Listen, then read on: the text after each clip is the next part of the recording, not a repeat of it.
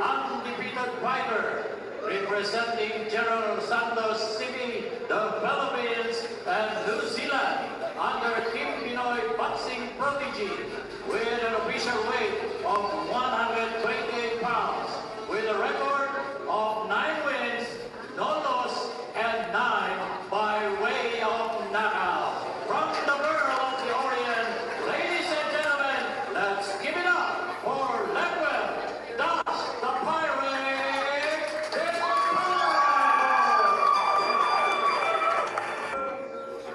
So, ito na mga idol, panoorin po natin ang laban ni Lemuel Dibarbo laban sa kanyang kalaban na si Mojika Nakagawa, mga idol.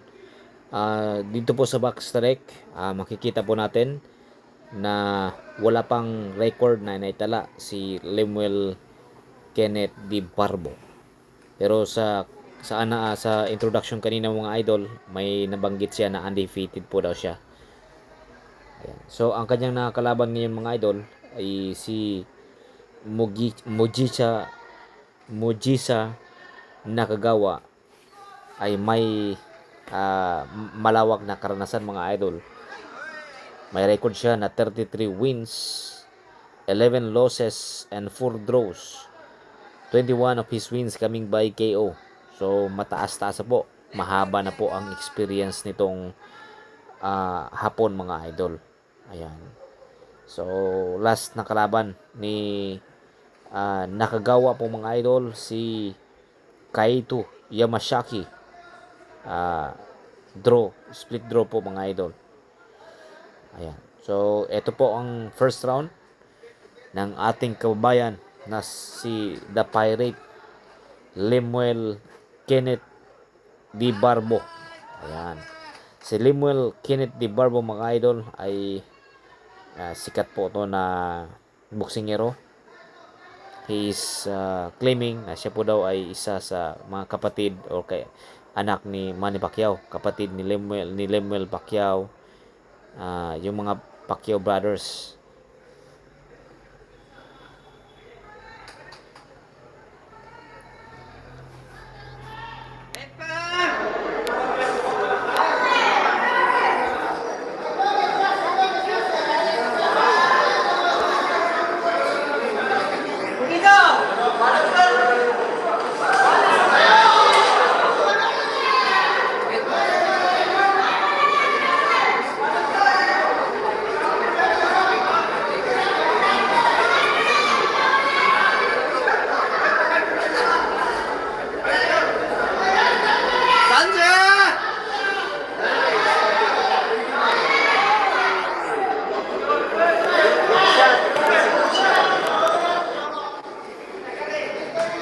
Medyo nasaktan doon si Lemuel Dibarbo mga idol. It was low blow according to the referee. Pero makikita po natin medyo malakas yung tama na yun. Yun, natamaan si Lemuel Dibarbo ng isang malakas na hook.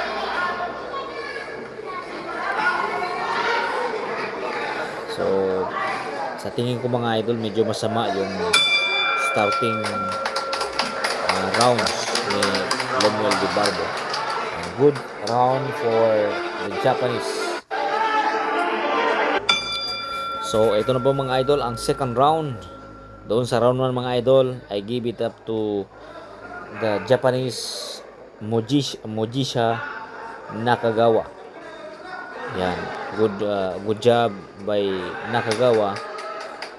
Ito parang medyo nabuhayan ng loob si Lemuel Dibarbo mga idol. Siya na po ang sumusugo dito mga idol. Pero samantalang itong hapon ay pasunod-sunod lang mga jabs at pagpasok ni Lemuel, malakas na hook at malakas na uppercut ang kanyang pinakawalan.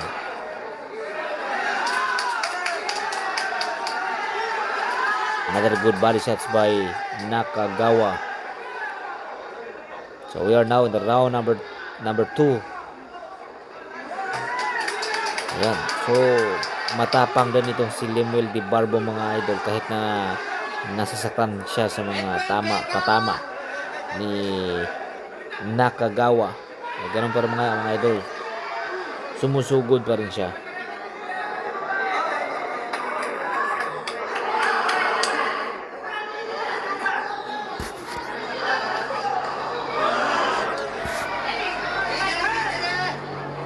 Yun.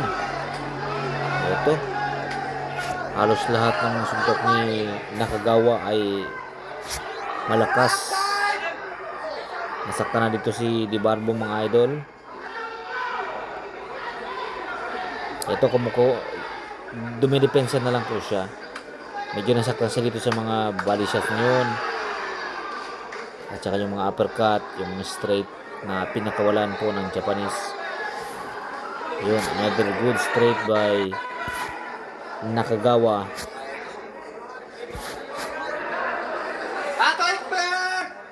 Yun, another jab by Nakagawa. Yun, uppercut and jab.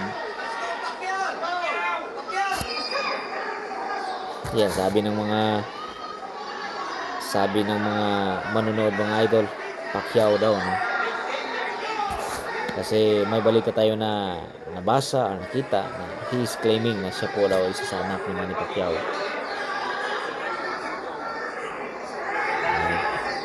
Tumatakbo-takbo lang siya dito, mga idol. At kapansin-pansin na nasaktan siya dito. Another good combinations by the Japanese, upper and body shots. So hindi naman gaanong magaling itong kanya nakalaban na Hapon na si Mojisha Nakagawa. Pero sumusuntok, marami yung suntok, sulit yung body shots niya. And at the round number 2, iniinda na talaga ni Di Barbo, mga idol, ang mga suntok ng Japanese na to. Right, beginning of the round number 3.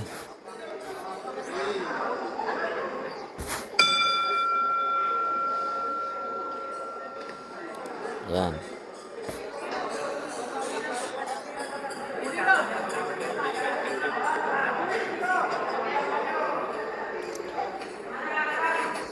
So, sinubukan ni Di Barbo na gamitin yung kanyang head movements, pero hindi effective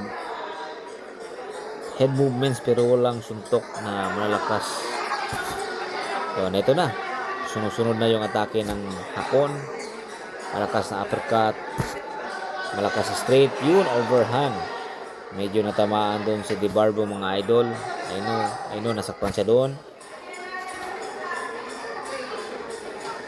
Good uppercut by the Japanese Nakagawa.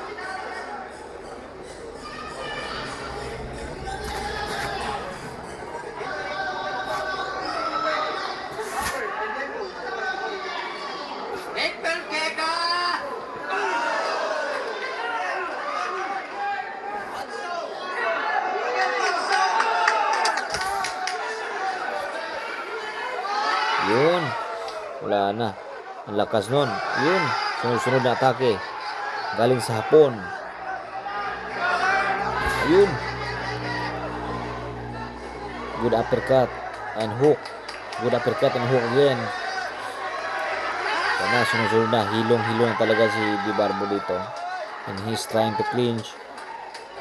Ayun, tumbas lang dalawa.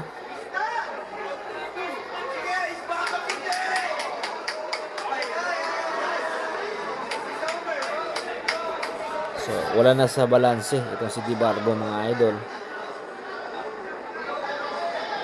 Nasaktahan talaga si Di Barbo dito. Another hook straight, body shots, yun, uppercut again, body shots straight. Wala na. Wala na. The referee stopped the fight. Panalo na po si Nakagawa via TKO sa round number 3.